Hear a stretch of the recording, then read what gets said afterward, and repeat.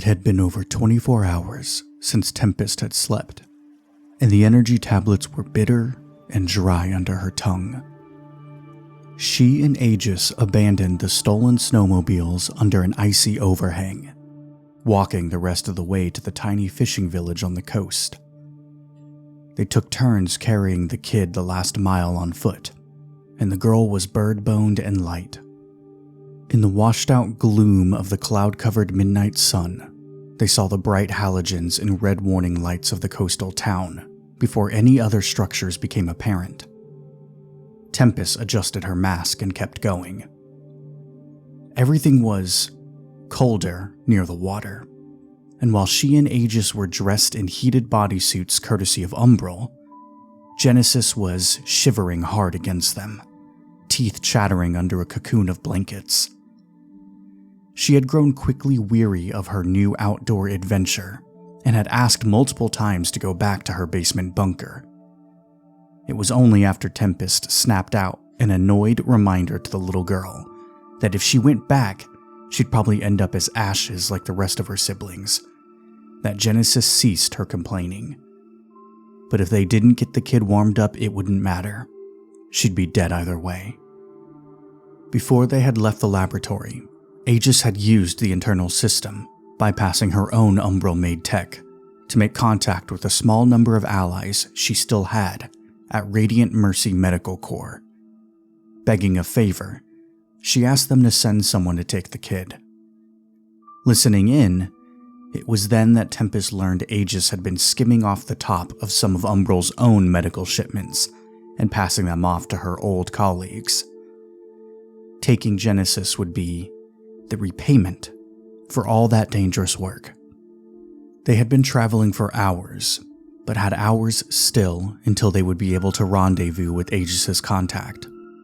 So, they had to find a way to pass the time without the kid freezing to death. The closer they got to town, the more the main export of the place became apparent.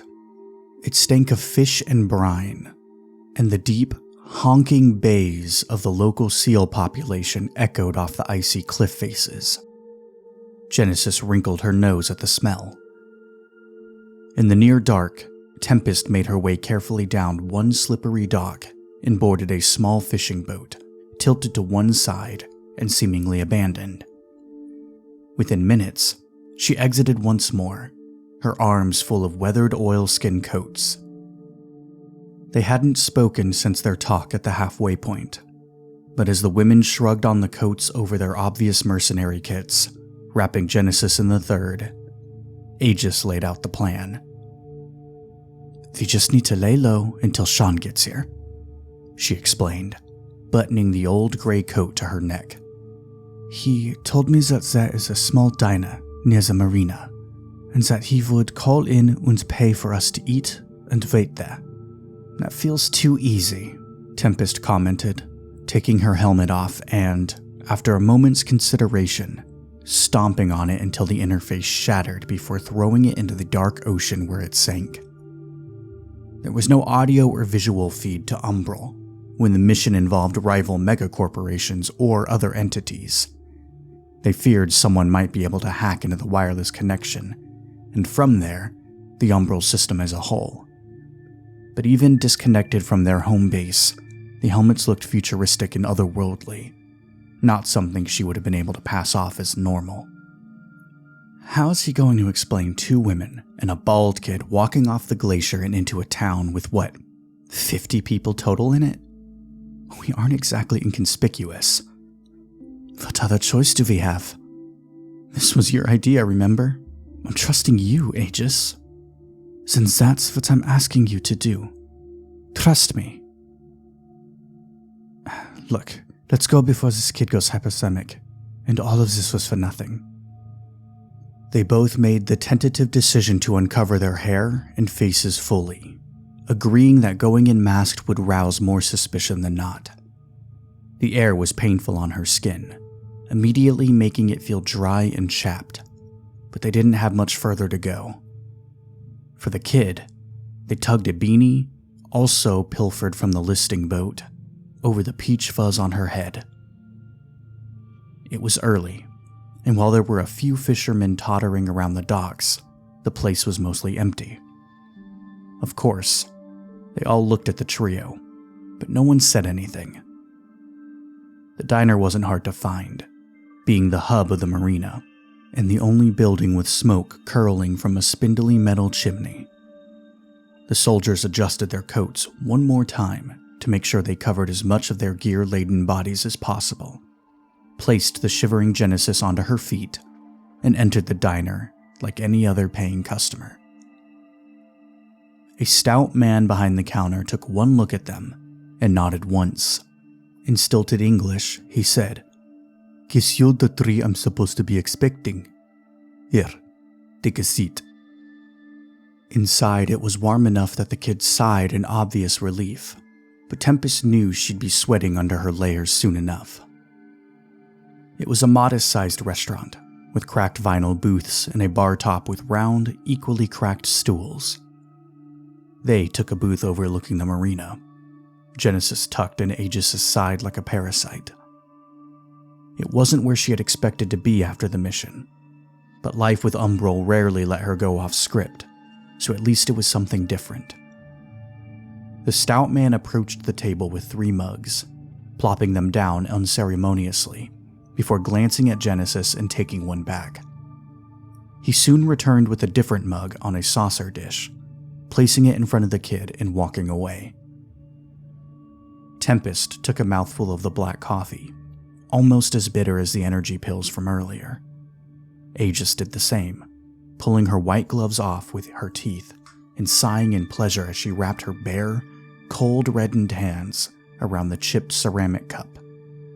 Genesis, who had been gifted a mug of hot chocolate instead, was drinking it with exhausted abandon, her eyes half closed.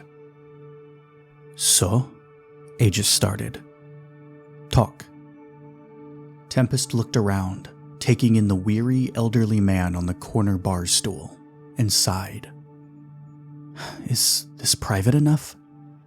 Let's be real. This is the most privacy either of us have gotten in years." She looked out the frosted window, brows drawn together. "This might be the first place we've been if we haven't been constantly monitored." "Fair enough." Tempest took another long drink, tapping her short, blunt fingernails on the cup once she was finished. "I put my neck out to do this for you, Aegis." She gestured towards the kid. "So, be honest with me. Do you have any loyalties to Hawkeye outside of the team? Do you know him well? Do you trust him?" The medic thinned her lips. Next to her, the napkin holder began to shiver on its own before Aegis slapped a hand on top of it, pulling a few out and handing them to Genesis with a hissed, "Don't do that here," before giving her attention back to Tempest. "Loyalty? Just a loyalty to the team, nothing more. He's, well, not very personable, but I've never had an issue with him. I'd fight alongside him like I would any of you, and I guess I would trust him if on a mission I had to rely on him.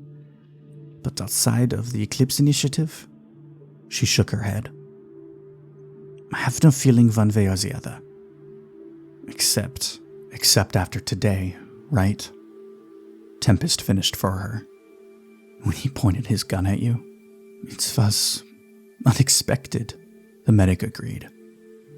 "Everyone was pissed, I know, but his reaction was so extreme that it caught me off guard. Do you think he would have taken the shot?" Tempest clinked her nails against the cup again, burning off nervous energy. "If he was anyone else on the team, I'd say no."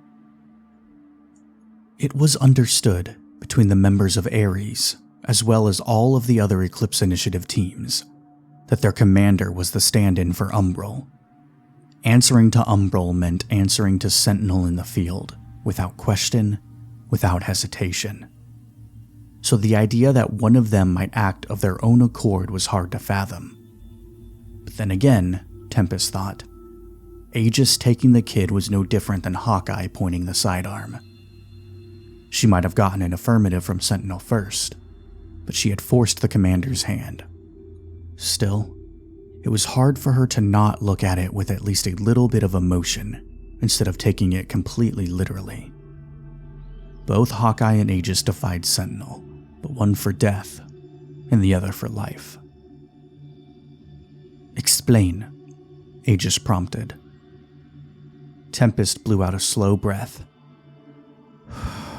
"I get the feeling that Sentinel is the commander of Ares, but maybe not the commander of Hawkeye, you know? What if he reports to someone else? We know they messed with his brain after Sci-Fi died. That computer-to-brain interface or whatever, but why? We're the only team operating a member short right now. Everyone else has a tech guy and a sniper. You know they've got some brainiacs down in the lower divisions itching to be promoted." "You're saying a lot," Aegis pointed out, "but not making any points." "I'm getting around to it," Tempest snapped. "Look, we've run into some weird shit. I wouldn't believe that anything," she waved her fingers in the air, "spooky was going on if we hadn't all seen it with our own two eyes. Hell, the kid is proof enough that we don't understand everything. And what's more, that Umbral doesn't tell us shit." The kid in question had finished her hot chocolate and was snoozing, warm and full, against the medic. Aegis, though, was giving her full attention to the other soldier, waiting for her to continue. "Okay, so what I'm trying to get at is, I think Hawkeye is a plant, or at least getting commands from above Sentinel's head. And that's why they didn't want to replace Cypher with someone else, because maybe Cypher was too close to figuring out Hawkeye's secret, and Umbral didn't want to risk it."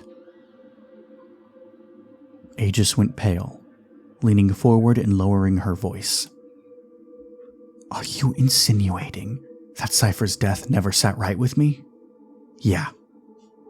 Tempest swallowed hard and looked out the window, trying to collect her thoughts into something understandable.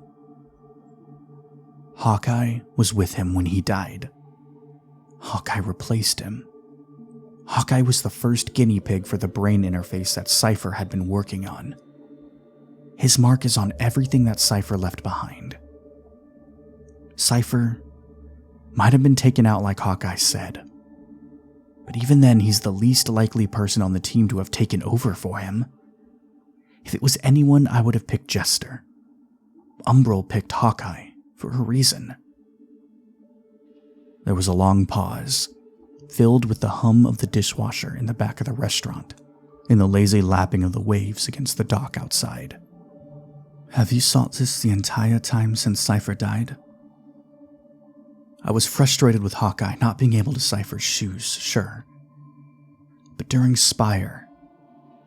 Tempest was stiff, and when she planted her palms on the table, it was to stop the shaking of her hands. "Aegis, Hawkeye cursed in Russian. Off the cuff, under his breath in Russian. I know I sound insane, but I don't know. It made no sense, and it reminded me so much of Cypher. And when I confronted him, he played dumb, but didn't outright deny it. It was after that I started to try and piece stuff together. I wanted to have a clearer picture for you when I told you all of this, but I couldn't pass up this opportunity. Even without the Russian thing, I think Hawkeye is a threat to us, and we don't even know it. I think he's a threat to Sentinel. And I've just made his position even weaker." Aegis looked ill, pressing the heel of her palm to her forehead. "I defied Sentinel in front of the whole team, and potentially in front of Umbral's mole. So you believe me?" Tempest sounded like she didn't quite believe it would be so easy. "If he hadn't drawn on me today, I wouldn't, but he did. So I'm open to the idea that there is more to his objectives than meets the eye. Unfortunately for you, I am no longer in anyone's good graces, so I don't think that Sentinel would listen to me if I brought this to him." I don't need you to do that anyway. I just wanted to have another pair of eyes on the situation. If I'm being completely honest, Raptor would have been my first choice, but we both saw how he's different. Aegis finished for Tempest, a halo of sadness falling over her. Yeah, he is. As much as I hate to bear this burden with you made the right call. And then, to add a little levity to something that was otherwise unbearably heavy, she added, Rookie. Tempest snorted and finished the rest of her coffee. It was awful, but when the cook came by with the pot, both women accepted another cup. They also accepted the 3 bowls of buckwheat porridge that were dropped off at the table, hot and with butter melting on the top. It settled the adrenaline and caffeine storm in her stomach, even if it was like paste once it cooled. Discreetly, Aegis pulled up her coat enough to see her wrist in her face.